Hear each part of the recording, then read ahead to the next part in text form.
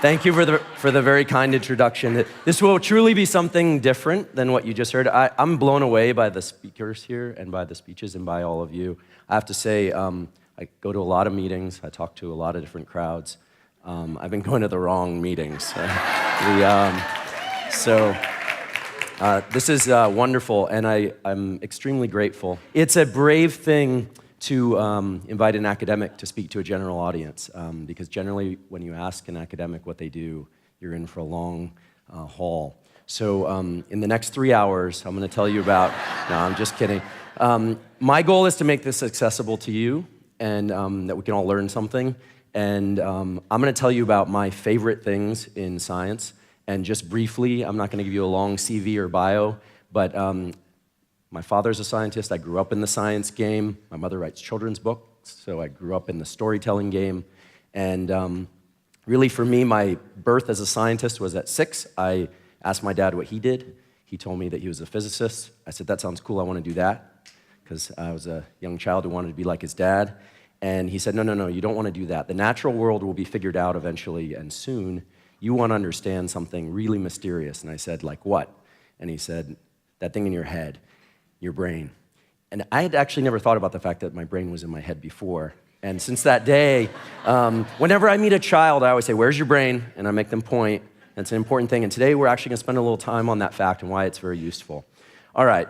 So today I'd also like to offer you something that I like to think is very powerful as a practice. And some of these topics have come up in the various talks. So as I give my description, you're going to hear some themes that have come up before. Things about emotion, about strong emotion, about the power of strong emotion, about the power of understanding what your brain does and how that can be useful.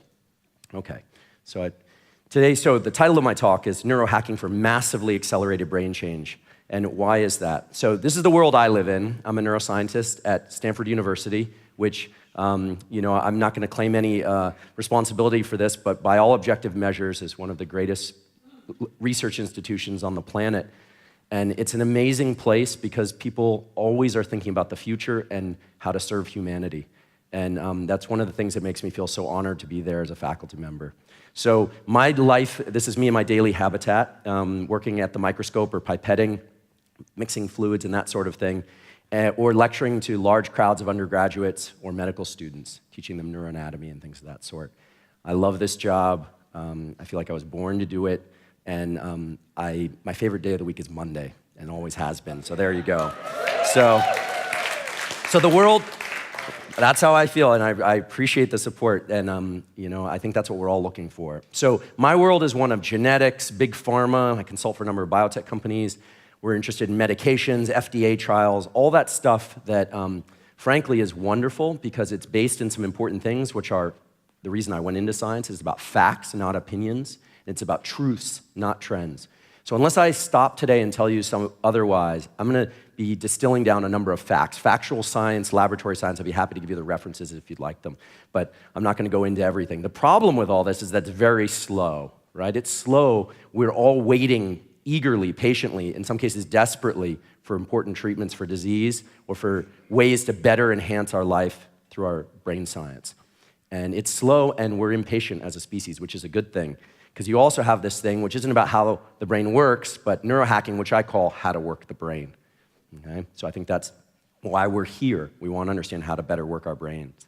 And this, give it a name, give it Reiki, acupuncture, freezing yourself, cryo, drugs, whatever it happens to be, whatever your kick is. This is one of my favorite people. Some of you might recognize Wim Hof, the great Wim Hof, who figured out that if you essentially make yourself ice cold and learn to control your breathing, you can learn to control a lot of aspects of your brain. I encourage you to look up Wim's work. He's doing fabulous work, and we're going to be doing more at Stanford with Wim on trauma control, pain management, and so forth. He holds a number of world records. He walked up Everest in his shorts and bare feet, Kilimanjaro, 20 Guinness World Records. Impressive guy. There's also a lot of ingestibles. So a lot of people they ask me, I want my brain to work better. What should I take? That's our tendency. What should I take? What should I put in my body to make it better? Today I'm going to talk about two things. I'm going to talk about things you can put in your body to make your brain work better and the future of that. I'm also going to talk about behavioral changes that you can make, which simply allow you to do things to make your brain better on demand, because you need both, really, and I'd like to encourage that point. So generally, the two kinds of neurohacks are behavioral, do this or don't do that. So I could tell you do something and don't do something else. We've heard, and those are very useful. Or ingest this and then don't take that. And we sort of you can organize things into more or less this kind of framework. So my two professional life goals outside the world of neurohacking are very simple, and I just feel like I'm obligated to share them with you because my general life mission is to understand what makes us human, how the brain works. And that's been my obsession since I was 6. It's my obsession today. And when I die, my hope is that I will have made an important contribution in trying to understand how the brain organizes our lives into meaning, how we form relationships, and really understand the biology, really understand it. And the purpose of that is not just because I enjoy doing it, although I do. The purpose is to discover new ways to relieve suffering. So most of my laboratory works on ways to regenerate nerve cells, which they don't like to do. Nerve cells in your brain and spinal cord don't naturally regenerate. We, unfortunately, unlike other animals in the animal kingdom, don't naturally regenerate those cells. And so in a case like childhood blindness or early onset glaucoma is a disease that we devote a lot of our attention to. You go blind and you never get vision back. There's no eyeball transplantation yet. We're working on that. And so that's my professional life goal in the world of science. Now, in the world of science, I have a lot to keep me busy, as you can see. So why would I focus on neurohacking also? And this gets a little personal, and I don't have a long story. What I have are a few snapshots of how I've spent the last 30 years of my life. I've been so obsessed by biology and by the human experience that from a very young age, frankly, from the time when a lot of this stuff was considered a little fringy, but now is becoming more mainstream, I started psychoanalysis 25 years ago. You can say what you want about that. I find it to be incredible. This man, Sigmund Freud, was a genius. He got a lot of things wrong. He had sex with a few of his patients, and he did cocaine, and that gives him a bad reputation, but there are other public figures who have done far worse. So he had amazing insights about the power of the subconscious, and so much of that we're hearing about in the talks is about the power of subconscious, and I'm gonna talk more about that. I'm also obsessed with hypnosis. I do daily hypnosis and have for a long time now. It's a very, very powerful way to get below your cortex, below your conscious experience, and to change your brain. It's something that really needs more research to back it up, but we already know it works. So I loved Emily's quote the other day, that neuroscience is finally catching up to what these Indian dudes have known for a long time. I don't think I got it exactly right, but that is an amazing insight, and we need the message to get out there, and hats off to all of you for being really, I view this group in all seriousness, as pioneers. The important thing is to get that message out very broadly. If it's isolated, it's a problem. If it ripples out, the more it ripples out, the better. And we're all gonna look forward to a time when these kinds of things like hypnosis, hopefully psychoanalysis too, other forms of therapy, new forms of nootropics. I definitely have experimented with a number of different nootropics, and I'm a big believer in meditation. Later, I'm gonna talk about specific forms of meditation to enhance the sorts of things you want. I think meditation is wonderful. Most people are enjoying a certain practice of meditation, people who are here, and there's a lot of room for more discovery and growth of how to make meditation better in many different ways. I'm intrigued as a neuroanatomist about the chakras. I'm deeply fascinated by all these things that people have discovered. As Emily mentioned, people have already discovered this stuff for what it does, but where in the body is it? I really feel in order to get the message out broadly to a huge number of people all over the world, people like my parents who are a little bit skeptical of things like chakras and Reiki and things like that, we need to give a mechanism. It's not to bore them with mechanism, it's to convince them that this stuff is safe and really cool and extremely powerful. And without that, unfortunately, many people won't come on board. And I spend a little time in this arena too. I grew up in the boxing game. It runs in my family for whatever reason. I know a neuroscientist who boxes. It's not good for your brain, trust me. But there is something very powerful about martial arts and other forms of physical activity, whether or not it's yoga or something else, which are that they teach you something very important, which is both how to control your breath and how to control your stress response. And there are also some interesting things. And Asprey, I unfortunately arrived late, but yes, restricting ejaculation. Fighters have been doing that for ages. This is something, the Qigong practice that's for ages as a way to enhance willpower, drive, and aggression. You gotta be a little bit careful, younger guys. It can drive your aggression through the roof, so be mindful. So I'm gonna tell you in the next 10 minutes or so about 4 critical facts about the brain that you should know if you care about enhancing your life. And I'm also gonna tell you about some powerful neurohacks for increasing brain power, presence, creativity, and productivity. And I hope I have time to get through all this, so I'm gonna move a little bit more quickly. If it gets a little academic and kind of wordy, don't take notes. I'm happy to give you my slides. Just tune in a little bit, and let's just get the gestalt. Let's get the big picture here, and I'm hoping you'll come away with something of real value. All right, first thing, the brain is an organ. I take a lot of these out of a lot of heads. It's a piece of meat, okay? It's not vapors. You look in a skull, you see a brain. And so that's very powerful when you start to think about the fact that the brain has a job. Your heart's job is to pump blood through your body. The brain's job is to do mainly 3 things, okay? The brain's job is to control your behavior, your breathing, your heart rate, move you around when you want to move, okay? It's there to perceive the world, whether or not you think fruit is good or bad. In this case, I'm fairly convinced I don't want to eat a lot of fruit, and I learned a lot about that. But your ability to perceive that image and know what it is, your brain's very good at that. And then to imagine, I intentionally left that area blank. So I want you all to just think really briefly. This isn't a fun exercise, but what's your flight number coming out here? Okay, you can do that. My dog Costello can't do that. That's a uniquely human ability to think about something that's not in the room, to imagine something on demand, and to plan and to create new things. And that's very powerful. It's also what gets you into trouble. And I'll talk about that in a little bit. Okay, so those are some basic truths, right? So everything that happens to you, your entire experience, I don't care what anyone says, I don't care what alignment the earth is in, everything is happening because your brain has these 3 jobs. And all of your experience is filtered through that thing in your head, that pile of cells that's arranged in a very specific way that we're still trying to understand, called your brain. Just like we could be talking about the heart, whose job is to pump blood. So I want to describe just how the brain works in 3 basic ways, 2 of which you've heard about before. We all have heard the lizard brain, the thing that freaks you out when you think there's someone standing in the corner and then you turn on the light and there's nobody, or if you were to come up on a car wreck and all of a sudden your heart's pumping. Your brain is very good at that stuff, and that's great. That's why you're alive at this moment. It is an unerring, unfailing system keeping you alive, your lizard brain, and it's generally designed to keep you alive and to scare you from doing things that would hurt you. And it's a shame, because I would have liked it to be generally good at making me feel good all the time. But that's generally not what it's good at. And I'm stealing from the great Tony Robbins, who says, there's paved roads to fear and misery and cobblestone or dirt roads to happiness. And that's true at the level of neuroanatomy. You don't have a whole lot of your brain devoted to happiness. You got a lot of your brain designed to keep you safe. So anxieties and fears come about a lot easier, and you need to combat those. We're all getting better at that. Thinking, planning, imagining, and doing is the other kind of end of the spectrum. I talked about that. And then there's the one that really counts, right? Which is this thing in the middle, which is the way that those things are connected. What do you think depends on how you feel. What you feel depends on how you think. We know this now. There's kind of common knowledge. And it's these maps of your experience. It depends on what happened to you and how you view the world. And we know this at a psychological level. Neuroscientists sometimes talk like this. They often don't. I'm in the minority. But there's a lot of neuroanatomy, there's a lot of powerful neuroscience to support this. What do I mean by your maps of experience? I mean what happened to you shapes how you view the world. And so what's important is how you change how you view the world if you want to go forward beyond what would just how you were programmed, let's say. All right, so again, this is where it gets a little dense, and I promise it gets a little more fun. So this is where you get meaning, right, or your maps of experience. And I'll talk about where those meanings come from. All this other stuff is really urgent, it has to do with on demand. Keep your heart pumping. Keep yourself breathing. That's happening moment to moment, and it's below your conscious detection. If you think about it, you can notice it, but otherwise it's below your conscious detection.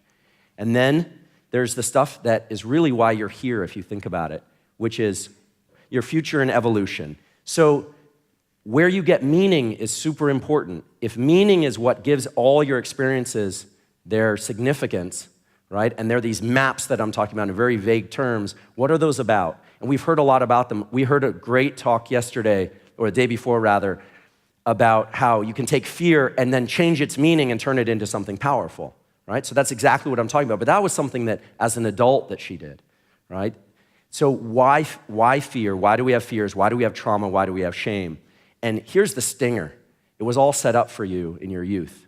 I don't want to focus on the bad, but most of this stuff when you're young, you're just a passive learning machine. It's all coming in. Little kids are learning 3 languages with no accents flexibly. They're not even thinking about it. They're learning instruments.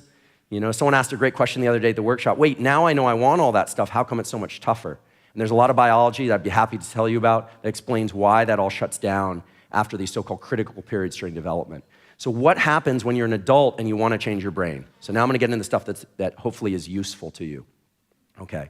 So these basic facts, that changing your brain in a real way as an adult requires that you do particular things that activate particular chemical systems in your brain. So how do you do that, right? I could tell you all about the chemicals, and I will tell you a little bit about them, but how do you do it? Okay, so this is a right here, right now, urgent situation, car wreck. It's terrible. You could imagine any other trauma in its place. When that happens, a little area in the base of the brain, the name isn't important, but if you care, it's called nucleus basalis, does its job, which is it's an alert system. It puts all its attention on right here, right now, get everybody safe. It's your alert system. And it has this effect of dumping out a certain chemical called acetylcholine at specific locations in the brain that are paired with that experience. And forever, that experience will be traumatic unless something else is done. Okay? So there's some nuance and some details to this, but that pretty much summarizes it. It's been replicated many, many times in dozens of studies. You can pair pretty much any experience with stimulation of nucleus basalis, this thing in the base of the brain, and that experience will be mapped or remapped in your brain as an adult. And that's remarkable. It's also exciting because then someone like me says, well, then how do I change my experience? How do I change the meaning of what happens? How do I change something from traumatic to positive? The good news is nucleus basalis is just a slave to whatever is exciting, traumatic. It likes emotion. It likes peaks and lows. And so if acetylcholine is released, that means you can massively change your brain at that moment with whatever's paired with it. And so when you get into a peak state here and you're jumping up and down, or in a really low state and you're thinking how miserable something is, you have to be really careful because those are the things that you're wiring in, all right? So you can move to a state like this about driving later if you form enough associations with driving to really eliminate, to override the fear, you need to create a positive experience in its place. So how do you do that? So I'm gonna tell you that the way to do that is not to think too hard and to not verbalize things too much. And this is coming from someone who spent 25 years, 3 times a week on a couch, letting subconscious things geyser up. And that's where I really learned that it was really the things that you don't realize that have the potential to have the most impact. But this power of emotion, the ability to couple really strong emotions with things, is so useful if you want to change your brain for the better. And the way you do that is clear in the physical space. We all know this story. There are many news cases like this. Woman's child stuck under car, superhuman strength. We heard a lot of amazing stories about desperation. JJ's story was one of desperation. She's like, no, I'm not going to accept failure because failure in the case she was describing was potentially the death of her child. So desperation is a strong one, and it's motivated by fear. But what if you're not in a desperate state and you really want to do something? In that case, there's something remarkable. And then we should ask ourselves, why are children such great passive learners? They're not trying, they're just learning. They're coming home with all sorts of things, sometimes things you don't want them to come home with, right? It's because they have this element of play. And what is play? Play isn't just movement, although it includes movement.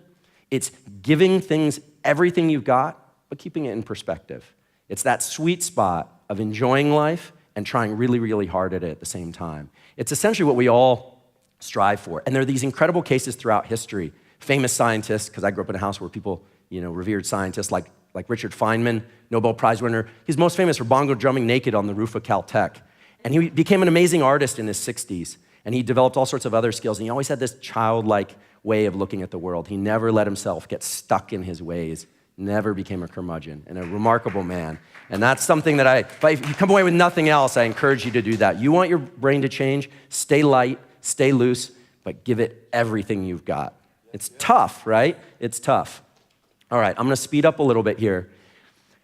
There's also this question of people wanna do this, they wanna accomplish this stuff, but it's hard, right? I mean, I'm talking, but it's hard to actually do these things. I'm gonna give you a little tool in a couple slides to help you hack into these systems, into these neural systems that are about creativity, but also about drive and focus, right? I grew up in Silicon Valley, right? It's all about drive and focus. But you're also supposed to be like Steve Jobs, take walks with bare feet, imagine great things, and make billions of dollars. So how do you bridge those two things, right? I'm always like, wait, how do you, keep things in perspective, but give them your all. And you each have individual stories, I think, that reflect this, and I've really enjoyed hearing about them, and I enjoy hearing more in the remaining time of the meeting. So in the past, how do people tap into this acetylcholine system? How do they get their attention on something for 30 minutes? Cigarettes, amazing stimulants of the nicotinic acetylcholine system. Talk to artists, talk to musicians. They felt like something really dropped out for them when they found out cigarettes were really unhealthy and could kill you. I am not encouraging you to smoke cigarettes, but there is something remarkable, because they'll kill you through other ways. But there is something remarkable about nicotine stimulation. And then there are these things, these nootropics. And here I have to just have a disclosure, which is that I do I consult for a number of groups that are making nootropics, and I have some stake in these different ones. Qualia is one of them. I'm not telling you to take Qualia. The one thing I'd like you to do is go to the website, only because of the neurohacker.com website, only because the guys that are doing this are unselfish enough that they're organizing all the nootropics into a kind of information base of nootropic stuff. So I think that's useful, kind of like examine.com, something which I have nothing involved with, is great for if you're interested in supplements. There's this kid, I think he's like 10 years old or something, and he made this amazing website that organizes all the supplements into peer-reviewed studies. You can find everything you want there. So I'm just an information nut. That's basically what that's about. And then there's the question of like, what's next? A pill would be great. Meditation is awesome, but what if we could combine these things in really powerful ways? Or what if we could just create better forms of meditation? Not saying that what was been done in India and elsewhere for ages isn't remarkable, but that more people can access. And so there's a new kind of meditation that I'm encouraging you to try, and it's based on the neuroscience that we know. And I realize I'm out of time, but I promise this will only take 2 minutes. And we were able to do this as a group outside, and I'm happy to send you these slides. It's impossible to do indoors, but it goes something like this. It has to do with the fact that our goal is to get present, right? You breathe, you get present, you become less reactive. It's very important. Only in your daily life, you want to be present, but you also want to dream big and go for things and access your creativity, which is about being not present. It's about not right now, not being limited by right here, right now. But then you have to turn around that great idea and turn it into something you have to implement. So how do you bridge those things? One of the things that makes us remarkable is our ability to bridge time as a species. Again, my dog Costello doesn't wake up on New Year's Day, 2016, and say, 50 rabbits this year, you know?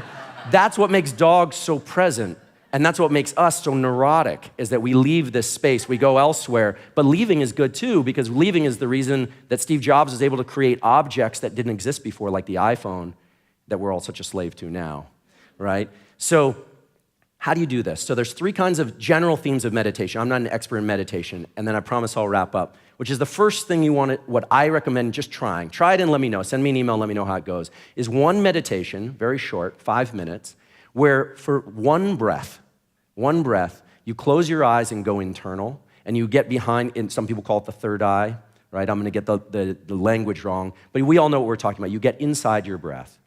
And then the second thing you do is you focus on something at a short distance. There's a powerful system in your brain when you focus both eyes on a single point, like a watchmaker making a watch, or you're reading. That state is accessing very specific channels in your brain that are very different from the one that when you close your eyes, okay? And it's called a vergence eye movement, when you put both your eyes on the same thing. And then the last one is the one that we get a lot of here, that feeling, awesome feeling when you go out to the beach, or you're on the top of a mountain, or you look at the horizon, or you arrive in New York City, if you're me, and you just go, oh my God, and you're defocused. And that's when these ideas, the creativity, kind of spontaneously geysers up from below.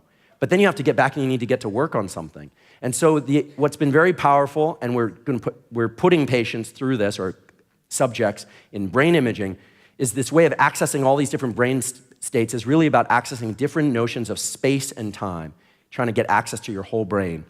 And it's a short meditation. I recommend just one breath at each of these kind of stations, in your mind, up close and focusing on your hand, and out. And I'll repeat that a few times during my morning, or maybe once or twice during the day. It's quick, and we're getting remarkable feedback from the people that are doing this about the kind of state that it puts them in, both engaged and present with the bigger picture. And in the end, it's all about the bigger picture, right? Because it's about not just what you do with your life, but how you're gonna create good in the world. And so I'd like to stop there, rather. I call this space-time bridging, just because it sounds fine, and you need an acronym, so STB. And that's not because I want to own it. I just want people to use it and experience how great it's been for me and for the other people I've suggested it to.